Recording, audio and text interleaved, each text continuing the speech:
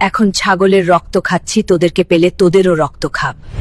কিন্তু মানুষের থেকেও ছাগলের রক্ত স্বাদ বেশি, তাই আমরা ছাগলের রক্তটাই পছন্দ করি। ছাগলের রক্ত অনেক গরম এবং খেলে খুবই শক্তিশালী আমরা হয়ে যাই।